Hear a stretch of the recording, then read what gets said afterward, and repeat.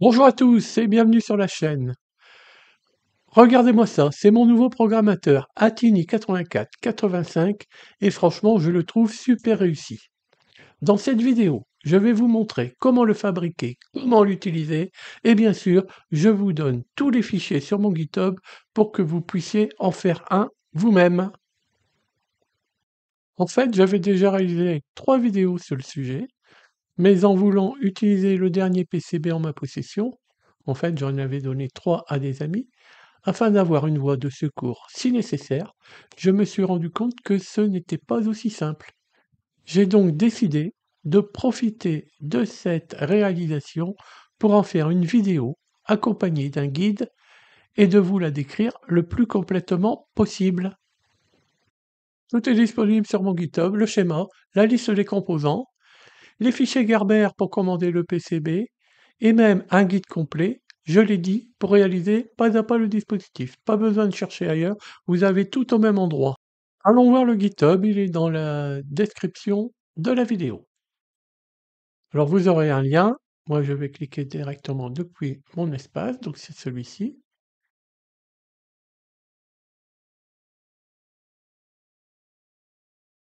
Voilà, il est ouvert. Vous voyez, tous les fichiers sont ici. Mais tous ne s'ouvriront pas en cliquant directement dessus. Parfois ça peut marcher, parfois non. Ce qu'il faut faire, c'est cliquer sur code et download zip. Donc le fichier zippé est en train de se télécharger.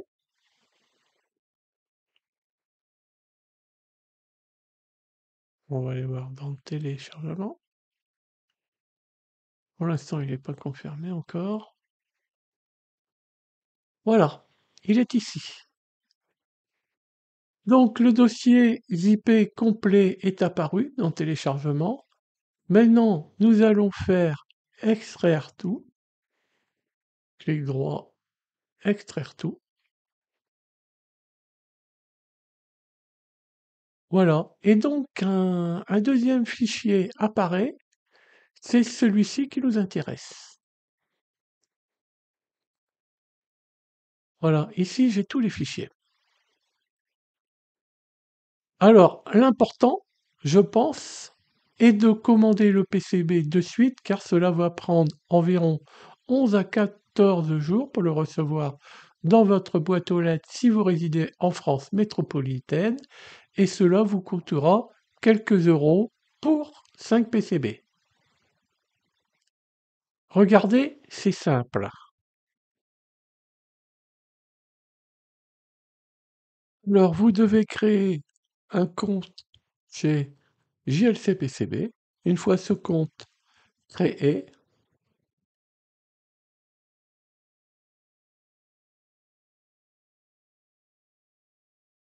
voilà, le fichier est téléchargé. Ensuite, c'est très simple. En fait, vous prenez FR4, de face. Ici, la dimension se place automatiquement en fonction de votre fichier. Là, c'est la commande minimale 5. Et puis voilà. 1, ça moi je mets toujours 1. PCB unique, ici c'est du 1,6 mm. Vous pouvez choisir la couleur. Moi c'est souvent vert, rouge ou bleu. Noir aussi. Ah, d'ailleurs le mien actuellement il est en noir. Sérigraphie, ouais, vous n'avez pas le choix. Voilà, avec plomb. Voilà, tout le reste ici, vous l'avez ici. Et vous continuez, vous allez voir, le prix va se modifier en fonction de la livraison, on va dire du système de livraison. Ne choisissez pas, faites comme vous voulez, mais je vous déconseille de choisir DHL Express. Allez voir dans la liste ici ceux qui sont les moins chers. Et moi je pense que vous êtes quand même pas à quelques jours près. Voilà. Et ensuite, vous faites sauvegarder dans le panier.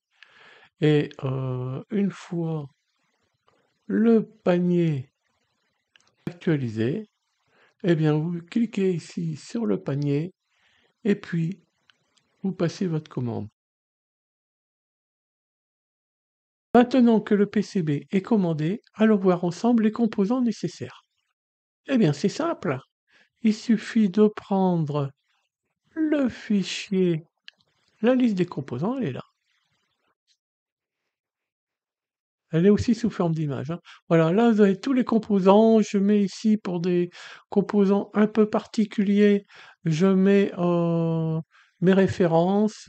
Par exemple ici, je suis chez AliExpress et là j'ai remis le libellé de la pièce. Normalement, vous devez tout trouver avec ça, hein, c'est assez complet. Allons voir ensemble donc les composants nécessaires.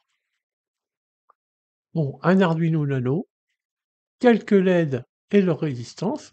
Alors ici, j'ai mis des valeurs de résistance que j'ai déterminées pour avoir un éclairage à peu près identique et pas trop puissant sur des LED de couleurs différentes. Voilà pourquoi vous avez des valeurs de résistance différentes.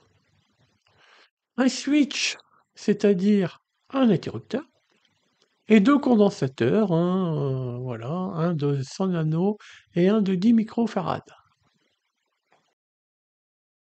Ouvrons le schéma, vous allez voir, il est très simple. Alors, on a un Arduino Nano, il est relié au port PB0, PB1, PB2, PB5 de la Tiny 85, ici, sur son support d'insertion nulle, appelé U1. Alors, pour des raisons de simplification du schéma, je les ai appelés de la même façon côté Atini 84. Voilà. L'interrupteur SW2 permet de venir alimenter l'ensemble de la plaquette. Voilà, l'Arduino Nano étant relié via son cordon USB à l'ordinateur, il fournit un 5 volts ici, et ce 5 volts, lorsque l'on vient fermer SW2, on le distribue à toute la plaquette. Sa position on est indiquée par la LED D4. Ce 5 volts est découplé par ces deux. Ce 5 volts est mis à disposition par les borniers J1, J2, qui sont ici. Voilà, donc ce sont des borniers à vis, ça permet d'utiliser le 5 volts pour venir alimenter une breadboard, par exemple, tout en respectant les courants max possibles par l'USB et par l'Arduino Nano. J3 permet de passer en mode configuration ou programmation via son petit cavalier qui est ici. Soit il est placé vers la droite, programmateur, soit il est placé vers la gauche, configuration. Les LED D5 et D3 signalent sa position. La plaquette, on l'a un peu vu tout à l'heure, est équipée de deux supports à insertion nulle, bien entendu pour y glisser les microcontrôleurs Atini. Un pour la Titany 85. Alors, n'ayant pas trouvé de support d'insertion nulle à 8 broches, c'est le nombre de broches de la Titany 85, j'ai choisi un support 16 broches, les broches de gauche pour la programmation et celle de droite pour un petit test de bon fonctionnement avec un code adapté. Petite erreur ici, voilà. Bon, je suis sur Easy EDA, je vais corriger ça plus tard. Alors, en arrière. Voilà, c'est corrigé. Et U4 pour la Titani 84, pardon. Ici, pas de test possible, hein. Le support est équipé de 14 broches, donc on ne peut l'utiliser que pour programmer la Titani 84. Attention, toujours un seul microcontrôleur à la fois, l'un ou l'autre. Dans tous les cas, l'encoche de détrompage, qu'on appelle notch, doit être côté gauche pour le 84, pour le 85. Regardons maintenant le PCB. C'est un PCB double face. Ici, nous sommes sur la face supérieure. On retrouve en bas à gauche l'emplacement pour l'Arduino Nano. En haut à droite, l'emplacement du bornier d'insertion nulle pour ATtiny 85. Je n'avais pas l'empreinte des sockets zip à l'époque. En bas à droite, celui pour ATtiny 84. Entre les deux zips, l'interrupteur SW2. En haut à gauche, les borniers 5 volts J1 et J2. En dessous, le sélecteur de choix J3 et ses LED D5 et D3. Le condensateur chimique, le reste des LED et leur résistance et le condensateur C2.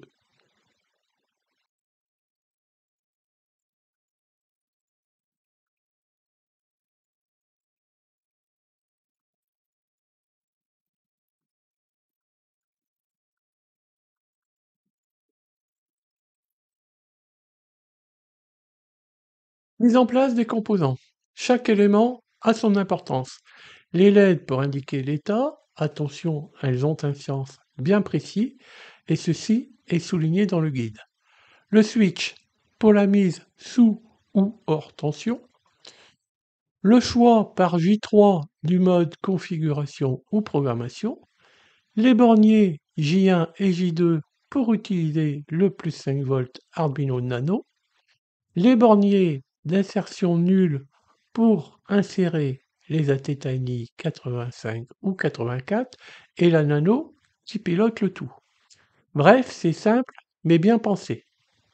Encore une fois, se référer au guide qui oriente sur la méthode et le matériel utilisé. Je vous recommande de le suivre au plus près, surtout si vous n'êtes pas encore très expérimenté. Nettoyage PCB. Toute opération de brasage introduira obligatoirement des traces de flux, plus ou moins importantes et toujours néfastes pour l'esthétisme final. Je recommande de toujours la réaliser. Ma méthode est donnée dans le guide. Vous voyez ici, on voit un bac et je fais tremper ma plaquette dans un bain donc d'alcool isopropylique. Eh bien, je peux vous dire que aucun des composants ne craint ce produit, aucun des composants sur ma plaquette. Il faut savoir que les buzzers peuvent craindre un peu ce produit, pour cela qu'ils ont toujours une petite étiquette dessus. Voilà, donc en fait, moi j'utilise des nano-éponges avec une espèce de petite pince Bruxelles, et je frotte. L'avantage des nano-éponges, en fait, c'est qu'elles vont absorber les résidus de flux. Et il va y avoir un phénomène de capillarité qui vont les absorber. Après séchage, c'est bien de passer le tout au sèche-cheveux, voilà, sans exagérer la chaleur. Et s'il reste quelques petites auréoles, on peut aussi, en finalité, quoi, hein, passer le coton-tige. Faut savoir quand même que le coton-tige, il faut se méfier, il va venir s'accrocher aux pattes des composants. Donc, après, on peut toujours les enlever, hein, bien entendu. Voilà, donc étape, à mon avis, à ne pas manquer.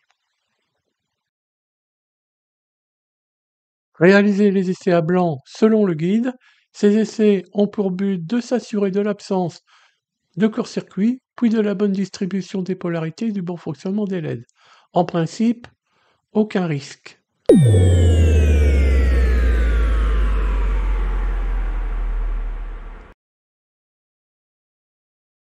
Configuration de l'Arduino Nano en tant que programmateur. Cette étape consiste à téléverser le code Arduino ISP dans la carte Nano. Elle est expliquée dans le guide, mais nous allons la réaliser ensemble. Pour réaliser cette opération, la carte Arduino Nano doit être en place. Les deux supports d'insertion nulle sont vides de tout atini. Le cavalier J3 est positionné à gauche. Mode configuration. J'avoue que c'est pas très simple. Mais bon, on le change de position qu'au tout début, hein, c'est une fois dans sa vie, normalement. Voilà, vous allez voir, j'insiste bien sur la position J3 cavalier à gauche. Normalement, lorsque je serai sous tension, vous aurez la LED 5 qui va s'allumer. D5, pardon.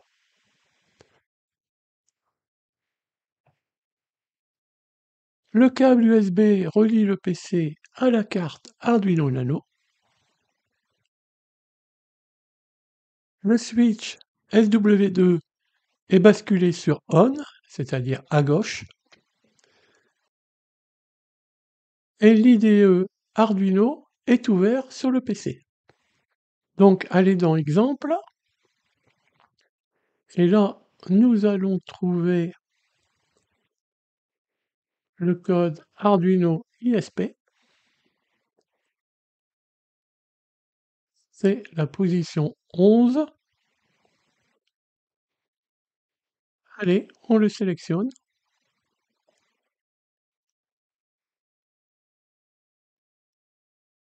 Voilà, le code va s'ouvrir. On va agrandir un peu tout ça. Allez, maintenant, on va aller dans Outils. On va choisir la carte.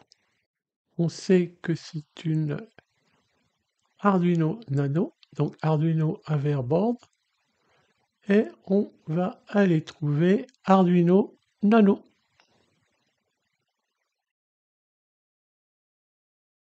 Très bien. Maintenant, toujours dans Outils, on va sélectionner le port qui va bien. Il nous propose comme 1.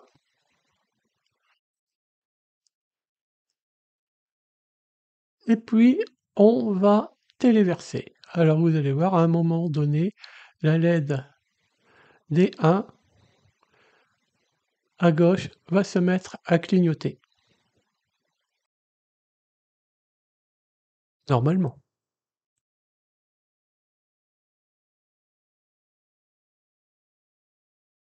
Voilà. Bon, c'est un code pas très long, donc c'est assez rapide. Voilà, c'est terminé. Voilà, donc maintenant que le programme est téléversé avec succès, on place SW2 sur Off, c'est-à-dire à droite.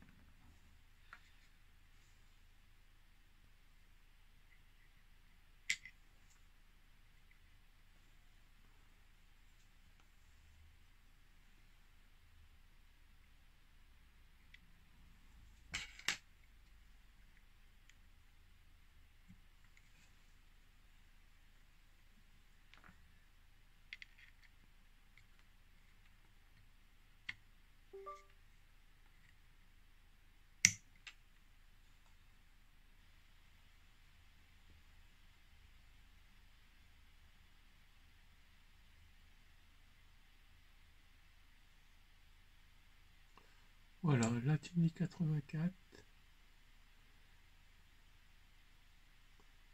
est programmé.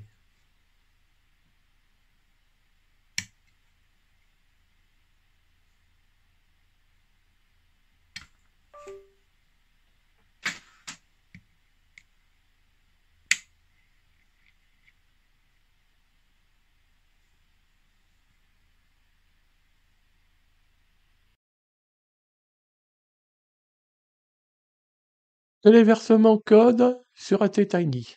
Selon vos besoins, vous pouvez programmer un ATTiny 84 ou un ATTiny 85. On le sait, il y a un emplacement pour chacun des formats. Nous avons vu comment faire sur le programmateur. Regardons maintenant en musique comment ça se passe côté IDE Arduino, et ceci pour les deux microcontrôleurs.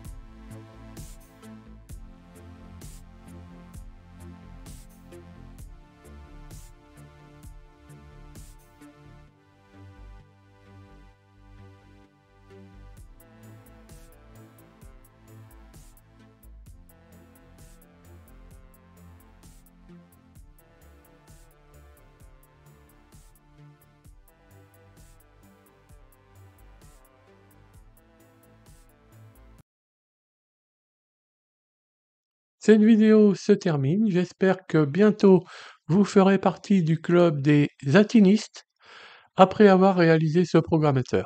N'hésitez pas à utiliser le guide que je pourrai indiquer si des remarques pertinentes me sont remontées. Vous le voyez, j'ai mis quelques exemples très simples de réalisation. Je vous les laisse regarder. Bon, elles seront à vitesse accélérée. Alors j'ai mis 3 codes sur la ATTiny 85, très simple donc. Pour le 84, vous en avez un dans le GitHub, mais je ne voulais pas montrer à l'écran, ça aurait été trop long. Surtout qu'il était sonore celui-là. Merci d'avoir suivi et je vous dis à bientôt sur d'autres vidéos.